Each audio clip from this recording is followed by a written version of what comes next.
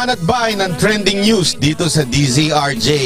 Bumabati sa inyo ng Blessed Christmas and a Happy New Year. Tuloy-tuloy lang ang banat. Hi, I'm Barbie Atienza of Good Job Philippines, wishing everyone a very Merry Christmas and a Happy New Year. Ito po ang inyong lingkod, Tita Carmen Ignacio ng Palatuntunang Pulso ng Sambayanan na bumabati po sa lahat ng isang maligayang Pasko at manigong bagong taon. Hello, DZRJ fans! My name is Ira Panganiban of Free Spits. I'm wishing you guys a very, very Merry Christmas and a Happy New Year. I hope you guys have a great time. May peace and love for one another reign in our hearts in this season and beyond. Have a Merry Christmas and a brighter and prosperous New Year. Jimeno na to po, tsa-tsahin mo, baby! Hi, this is Johnny Gomez of Johnny Gomez Live, wishing us all a very meaningful Christmas and the best of 2022. Happy Holidays, Kabandito! Hi, this is G and Marge Santos of Mystical Buffet.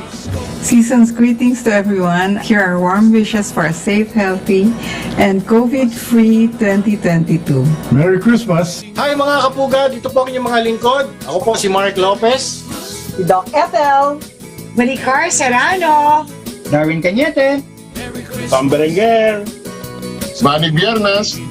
Kami po ay bumabati sa inyo ng isang maligayang Pasko at manigong bagong taon. Merry Christmas and a Happy New Year from all of us at Teleradio Bandido TV.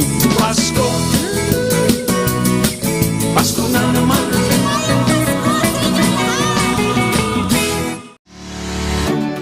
You can now listen to RJFM and DZRJ 8:10 a.m. from wherever you are.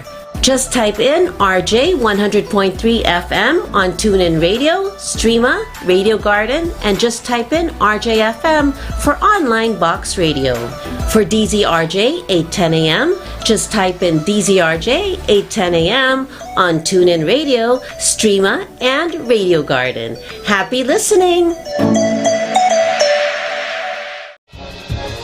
To all Teleradio Bandido viewers and listeners, you can now watch Teleradio Bandido on our new YouTube channel, RJAM News. Hit the subscribe button and like the video. Don't forget to click the bell icon so you get notified when a new video gets uploaded. Don't miss out on our dynamite lineup.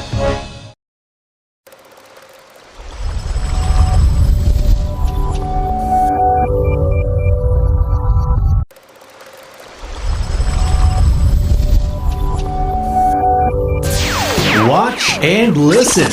Kontra Birada every Tuesday from 5 p.m. to 6:30 p.m. Hosted by Attorney Mike Toledo and Attorney Karen Jimeno. This program will discuss the most important and fresh news and events and feature their guest, Attorney Salvador Sal Panelo. So catch Kontra Birada on Radio Bandido TV, Channel 224 Sky Cable, TV Plus boxes, GMA Afforda boxes, and all DTT boxes. Facebook/DZRJ 810 AM and YouTube channel RJAM News.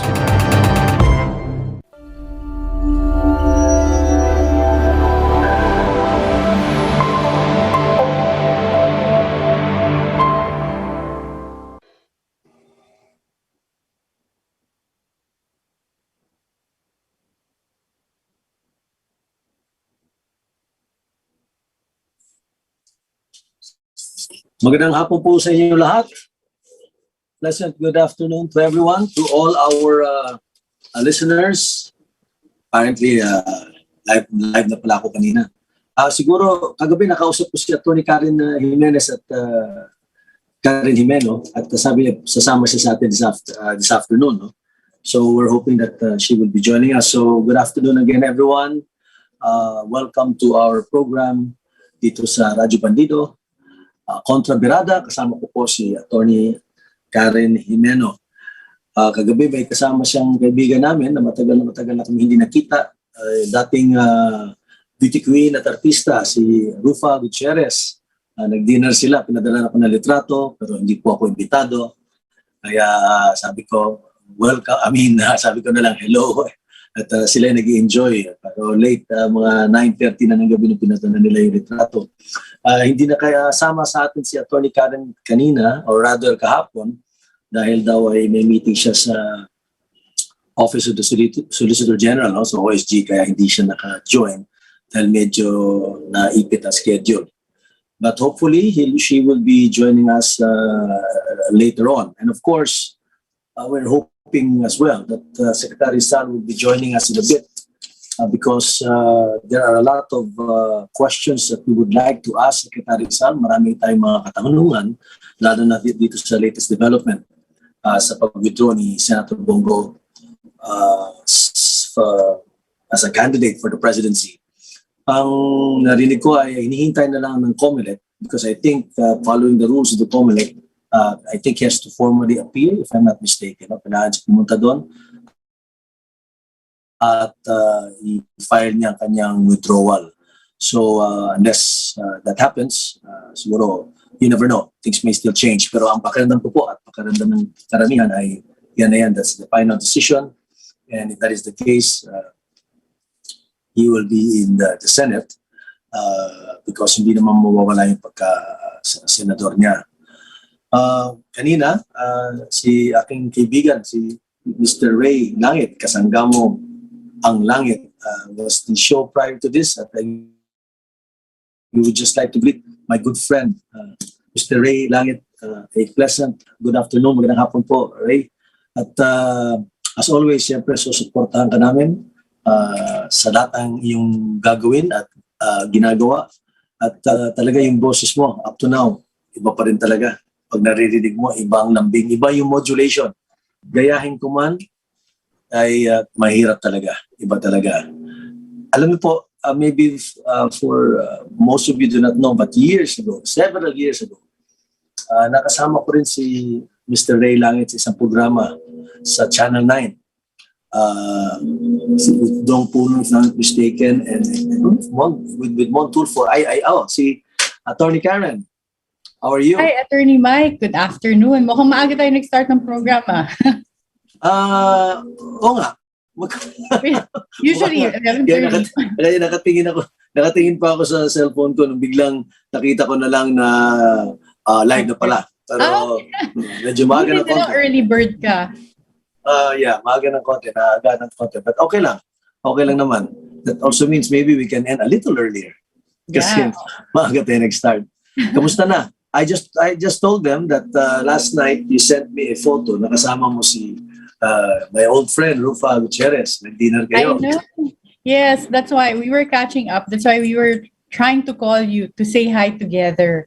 But I think you were already resting by then. So nagpadala na lang kami ng picture namin. But mukhang enjoy kayo. Yeah, oo. Yes. Si Rufa kasi, she's one of my friends that I got to see within the first 2 weeks of moving to Berkeley. So when I was there, she happened to be in San Francisco at the time also, and birthday ng isang daughter niya, and she messaged me to meet up. So it's really nice that we've been able to stay in touch even when I was studying abroad, and then of course now that I'm back here. Yun, busy pa rin siya. So I think for me, it's nice to see that people who are in the acting industry, the showbiz industry, that marami na silang projects ngayon. And it's really good to see that despite the pandemic. Kasi medyo for a while. Bubbles. Yeah, I suppose they do that as well in other countries, no? Na if you're shooting a TV show or a movie, then they put you in a bubble and you can't leave until matapos yung shooting. May mga kaibigan din ako mga artista nga na yun, no? That's what they did, no? Lalo na nung first year or first few months or after first few months of the pandemic, syempre, life must go on. Diba? Kailangan din nilang trabaho. At pangalawa, kailangan din syempre ng ating mga kababayan na ma-entertain. Hindi naman pwedeng totally matigil. No? So medyo nung nagkaroon ng certain adjustments, what they did was pag nagsushooting nga sila, tama ka, no? Bubble. Pero yun, talagang for 2 months or even 3, depending sa sa shoot, depending sa siguro sa panahon. They're usually sa isang lugar lang, let's say siguro palagay na natin, let's say nagsushooting sila sa Tanay. Doon lang sila, hindi sila makakalis, hindi sila makakauwi. Everybody has to stay there and then the shooting will continue hanggang matapos. Wala. And now I don't know ngayon kung bubble pa rin or may konting adjustments na dahil level 2 na yata tayo, no? Level 2. Yeah, level 2 up until December 15. And December 15. I guess I think, Attorney Mike, if not for the Omicron variant, maybe the IATF would have considered putting us in alert level 1 because when near the end of November, I kept hearing on the news that the IATF, DOH, they were considering putting Metro Manila in alert level 1, considering the trend in cases na pababa siya. And the reproduction rate has been like below 2% for a long time now. But unfortunately, this Omicron variant, it seems also like a threat that's already starting to spread in other countries. So I think isa yan sa mga naging considerations kaya hindi tayo napunta sa alert level 1 by this December. But nonetheless, it makes me happy to see, like over the weekend, I went to the mall and I got to see kids, a lot of kids with parents. And then I would usually ask the sales ladies na, kamusta naman yung crowd? They keep telling me, punong-puno na daw sila sa malls. Marami na raw talagang tao, lalo na since pinayagan ng mga kids. So I hope they don't change that rule because, again, we were discussing this at the show then last time na we have to balance the health of people and the health of the economy. And I think for a long time we've been on strict lockdown and it's really time to also make sure that the economy revives. Totoo yun. Kung hindi dahil dito sa Omicron na talaga naman sinasabi ng WHO, no? While of course it is really a virus of concern, no? Yun ang sinasabi ng WHO kasi nga according to their findings, the mutation of this particular virus mas una-una mas mabilis mahawa at mas mabilis makakahawa. And but of course hindi pa rin certain lahat, no? Hindi pa rin sila certain exactly kung ano ang epekto nito. Kaya sinasabi naman ng ating even President Joe Biden of the United States was saying, don't panic. No need to panic. Importante lang na we still continue with our protocols. The health and safety protocols must still be in place. That is the only way, really, no? And of course, to continue the vaccination efforts. Pero nakita mo naman nung lumabas tong Omicron variant, no? Ang unang reaction talaga was for the market to react, no? The Dow Industrial Average, the Nasdaq, the Philippine Stock Exchange, the Nikkei in Japan, even the stock exchanges in Europe, of course, and in China, really reacted. Well, I guess that is just a normal reaction because there's a new variant which is more virulent than the Alpha, Beta, Delta, name the alphabets na. Now we have the Omicron. Nawawala na tayo ng alphabet. Yeah. Okay. And ang masaklap niyan, di ba, Attorney Karen, is that the fact that parang when you think that everything is going back to normal, when you think it is already going to a better situation, alert levels going down from 4 to 3 to 2 and hopefully to 1 in Metro Manila, for example, and even other parts of the world. Ay, nako, ito na. And then we know what's happening in Europe, the surges there, no? And of course in South Africa, kung saan na nga nila sinasabi nagagaling yung Omicron virus. And ang balita ko nga, nasa latest nila is nasa Hong Kong na. Eh kung nasa Hong Kong na, alam naman natin, Hong Kong is just less than 2 hours away from the Philippines, no? So talagang nakakatakot. Kailangan talaga magbantay. Pero tama din naman si President Biden, tama din yung ibang mga kasamahan natin sa Department of Health na wag naman mag-panic. Yun importante din. But Attorney Mike, one of the things I saw in the news today is Biden also announcing his proposed new travel restriction wherein everyone traveling to the US would be subject to a mandatory quarantine of 7 days, regardless of having a negative PCR test. So that also makes me worry about, I guess, what type of variant we're facing with the Omicron, considering for me, for the longest time, US was one of the most lenient countries during the whole pandemic. No, they didn't yung borders nila kept open.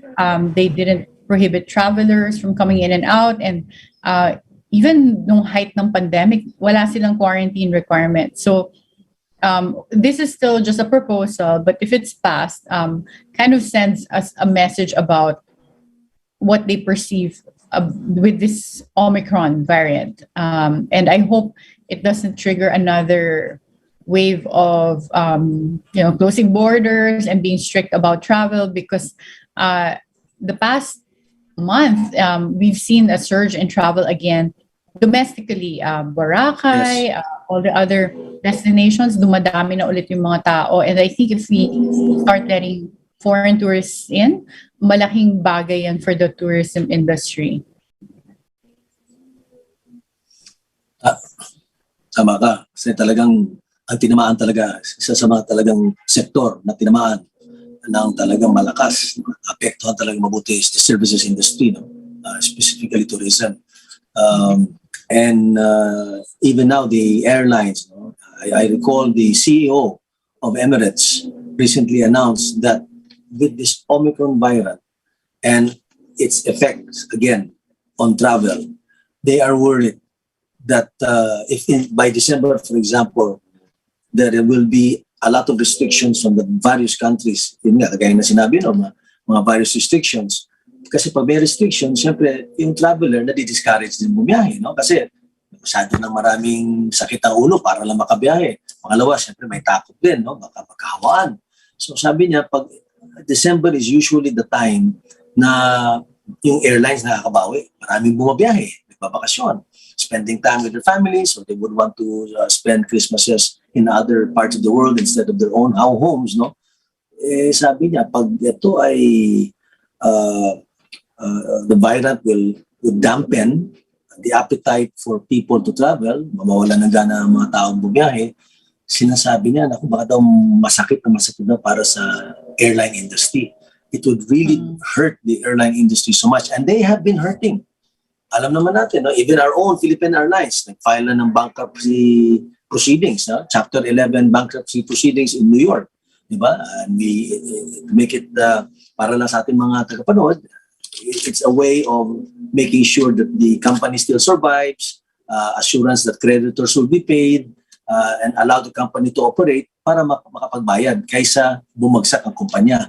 Diba? Yung, kaya, yan ang pal. Ang ibang airlines, ganun din ang nangyayari. No? Nagkakaproblema sila. A lot of people, a lot of pilots, a lot of stewardesses were laid off. Kaya, sabi niya, naku, pag itong Omicron na daw to ay talagang magkaroon ng malaking tama ang tourism industry in December.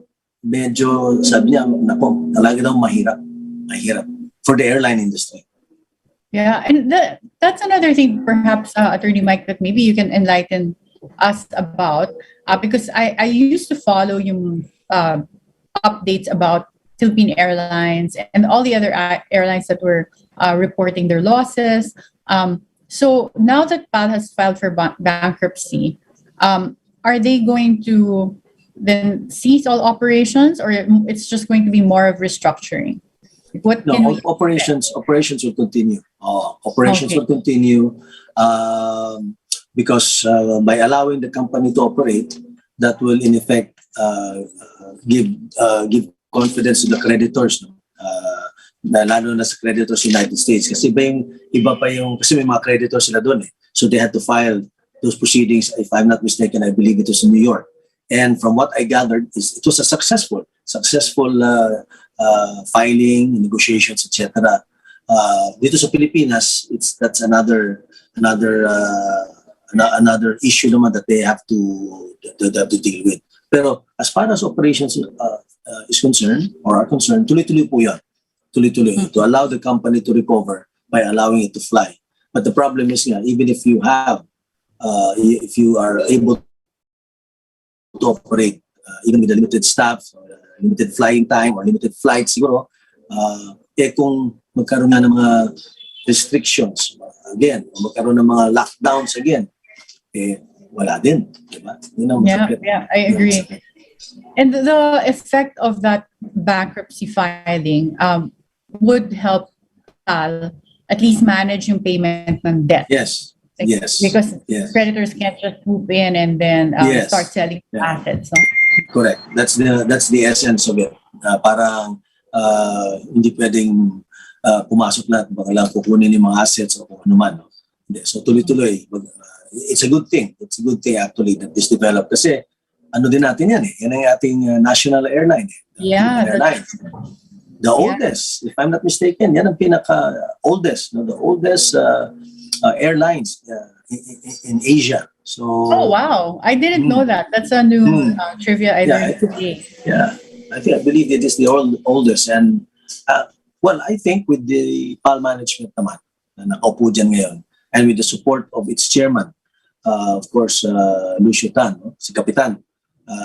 Ang alam natin, if I'm not mistaken, si Kapitan even poured in his own money into the company as well, to make sure that the company stays afloat at siguro mabayaran ng mga piloto, mabayaran ng mga empleyado, mga stewardess, at kung meron mang sigurong natanggal because of right sizing, yun ang term ngayon, di ba?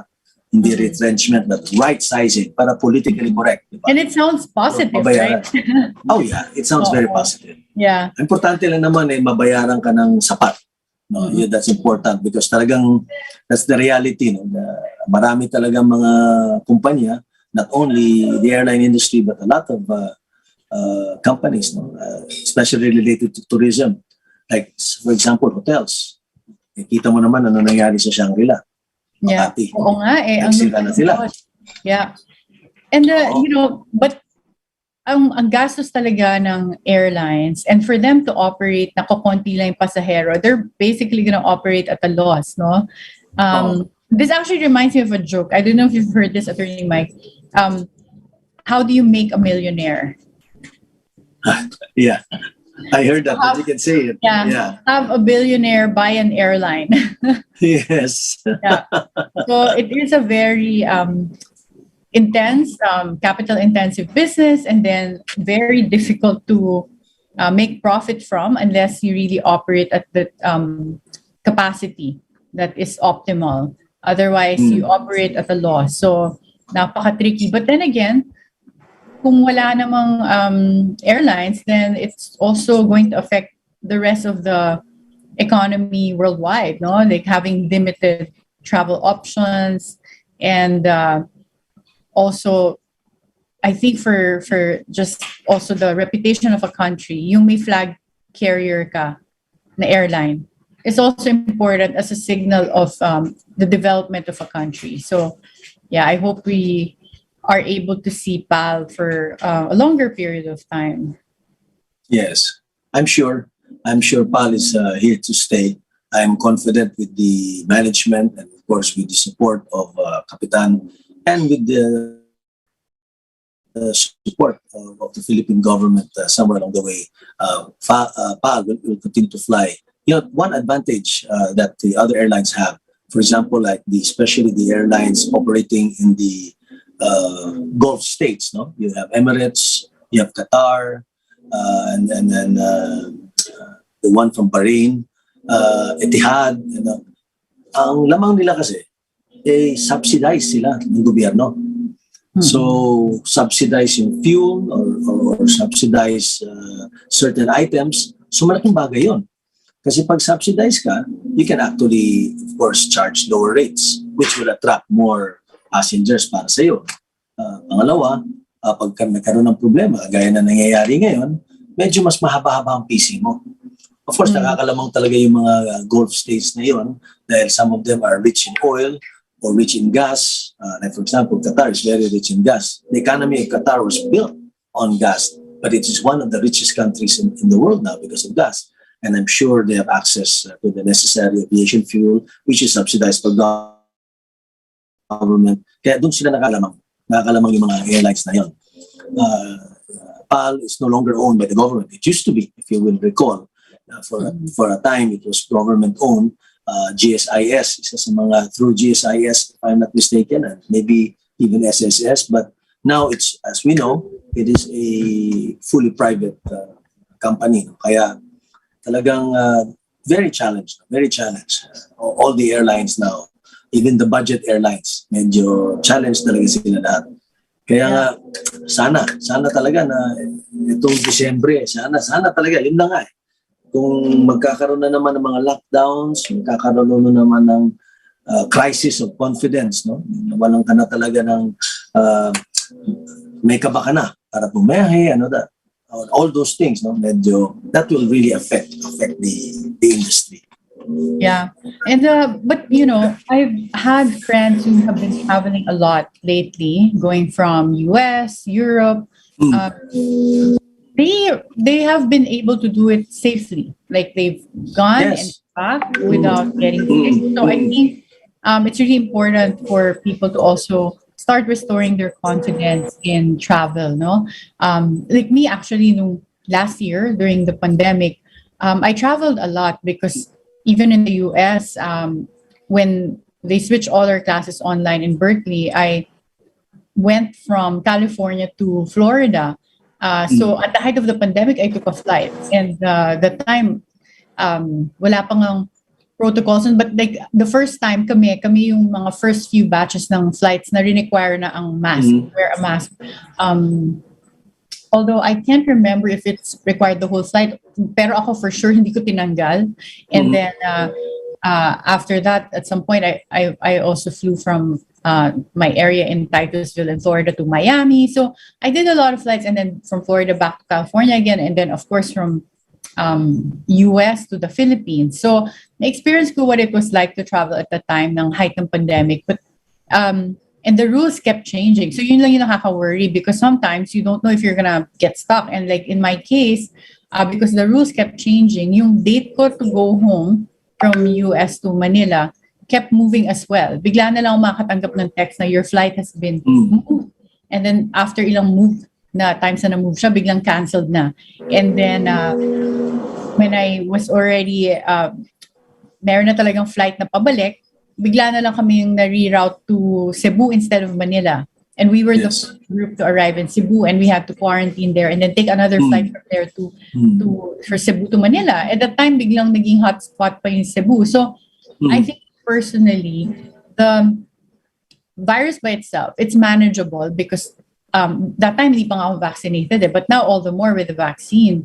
But I think what needs to be managed is how governments and agencies come out with rules na hindi yung mabilis na nagbabago without really giving travelers a chance to adjust, because I think that's what deters traveling or even adds cost to these airlines, because then if you keep moving and moving, they're not able to fly, and then second, yung mga binentahan nila ng tickets will either ask for a refund or will rebook, and again, just the cost of doing that, not only for the passengers but for the airline itself, would be a lot, right? So I think they have to learn along the way in terms of how to keep improving. Kaya marami tayong makakilala. I have a couple of friends who've been actually traveling to New York, to San Francisco. They've been traveling back and forth. I guess kasi kailangan talaga for them, because I guess they have family there, they have businesses there.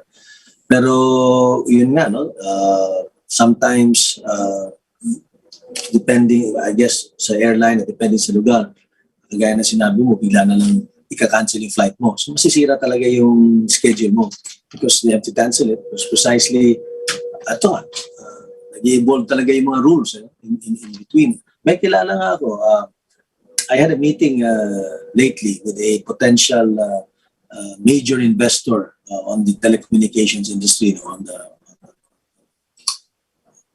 common towers. Para importante yung mga towers para to make sure that mas malakas connection, etc., etc. And they were telling me that during the height of the pandemic, for example, they were supposed to meet they have an office in Myanmar, so nag-meeting sila sa Myanmar, dapat makita sila sa Thailand. Pero nung papunta silang Thailand, biglang sinabi hindi sila pwede mag-landing sa Thailand. So, gano'n, so nasira. So, lipat na balik sila sa Myanmar. And then biglang, saan tayo pwede mag-meeting? Hanggat they ended up all meeting in Maldives. But what, not a bad place to have a meeting. Di ba? Sabi ko, napakaswerte nyo naman. And since nagkaroon ng lockdown, they were in Maldives for 4 months. Oo, doon sila Well, that sounds wonderful. I mean, kanino nga lang yung cost? Sa kanila? sa kumpanya. Okay, no? Sa kanilang wow, sa company. They got lucky. They got stuck there. So yung iba siguro nasa opisina nila sa Myanmar, opisina nila sa Singapore, nag-Zoom meeting sila. Pero yung siguro yung top management that they really wanted to meet face to face, yun nga, they were flying in from Myanmar to Thailand, but all of a sudden, they could not land in Thailand anymore. So, yan lang ang mga siguro travails at ang mga uncertainties sa mga biyahe-biyahe ngayon. No? But, mga ganyan. Speaking of yung mga unplanned na travails and, the cost also, Attorney Mike, like for me, nung na-reroute ako to Cebu, because we were the first few flights, actually the first batch of flights na first time na divert to Cebu. Yung testing center dun sa airport, I guess they were not used to the volume yet. Our results took a long time to come out, and that was at that time yun yung rule na you quarantine until you get the results and then you fly out from Cebu to Manila. But because our results took a long time to come out, ang tagal namin, ako, like I kept extending and I booked myself in a resort in Cebu. And of course, I was just trying to imagine other travelers, if you already budgeted yung gano'ng katagal yung quarantine mo. And kami, we ended up extending until lumabas yung results. Palaki din ang palaki yung bill ko sa hotel because my food and everything. So yun nga, it's really one of the misfortunes of this pandemic. But just to share, the other one is also the unpredictable results. So I have a friend na Filipino-American and he traveled from LA to Manila. And then when he got here, he did the required procedure that time na mag-test when you arrive and then after 5 days, test again. For him, on the 5th day, he tested positive. So he had to quarantine again for an additional 14 days. And so by then, he basically used up all his time just being in quarantine. And then, nakalabas lang siya ng 2 days out of the hotel, ng quarantine. And then, he had to fly back to the US already. He was super pissed because he said, it's as if he traveled just to get tested and to quarantine and then all the way from the US to the Philippines and then balik na ulit. So, these are the things that have made travel difficult. But I don't know. Part of me really also wants to just assuage all of these fears because, again, it's very important for people to start having the confidence to travel so that we can revive the industry and tourism industry in particular and all of these airlines nga. Correct. Sana kasi malapit na, ilang days na lang, ilang araw na lang bago magpasko, di ba? We are, ano ba tayo ngayon? December 2. So, couple more days before you know it, Pasko na. Nakapag-shopping ka na ba ng mga regalo? Hindi pa eh. So, I will have to start doing that. Sa akin, huwag mo na ibalot. Okay lang. Oo. Note taken. Hindi na kailangan ibalot. Okay lang yun. Yun nga yan pang isa, di ba? Alam naman natin na traditionally talagang each and every one of us will have to go out kasi mga regalos, mga inaanak natin, mga relatives natin, office mates, friends, etc. Kaya nga, one time, napadaan din ako ng department store, no, na nakita ko, na talaga it's really like it's back to normal, so to speak. And may nagsabi sa akin sa mga ibang malls, no, especially the SM malls, talaga makikita mo, ang daming tao na. So in a way, that's nice. No? It's really nice to see that people are more confident, but of course, they're still exercising precaution. Meron pa rin yung safety protocols. And siyempre nakikita mo yung spirit ng Pasko. So, malaking bagay din eh. Mentally, di ba? It helps you psychologically. It helps you to see people. The streets are lighted, di ba? Kasi you feel Christmas. Kaya medyo yung nabasa na naman natin yung Omicron na yan, kahit paano, it's really a dampener. No? But let's just hope that it is not really as dangerous as it is initially said to be. And let us hope also and pray the vaccines that we already have are enough to make sure that one, hindi ka mamamatay. Number two, hindi ka naman makakaroon ng very severe di ba, cases, no, para ma-overwhelm yung ating healthcare system na naman, di ba? Parang kung sana parang flu na lang yan, di ba? Hindi na sa pandemic, endemic na lang. It's an endemic, no? So you just take a vitamin or you just take a antiviral pill which they're developing. I understand Merck is developing it or nandiyan na yata, no? Ganun na lang. Then yung vaccine naman, I understand they're trying to, the manufacturers now, no? Oh, by the way, yung mga share prices ng mga vaccines, tumaas na naman. Dahil dito kaya tuloy marami iba nag-iisip eh. Sabi na, ano ba to? There are conspiracy theorists are saying, para naman yatang inaano na yata tayo dito, totoo na ba talaga to? Pagaling na naman, may bagong virus na naman. Tapos tumataas na naman yung share prices ng mga ng Pfizer, ng Moderna, etc. But anyway, that's another episode siguro. Yeah, maybe tomorrow we'll continue to talk about that. So, thank you again for joining us, and I hope everyone enjoys their lunch. Thank you, Attorney Mike. As always, it's a pleasure hosting this program with you. Thank you very much, Atty. Karen, sa ating mga kasamahan dito sa Kontra Birada, sa RJ Radio Bandido. Maraming salamat po sa inyo lahat, sa ating tagapanood. And don't forget, sa Tuesday pala, may bisita tayo si attorney, or rather, the attorney. Puro kasi tayo attorney dito, si Mr. Dindo Manhit, para pag-usapan natin ang survey sa latest political situation. So, maraming salamat po, and kita-kita tayo ulit bukas, 11:30 to 12. Thank you. Bye.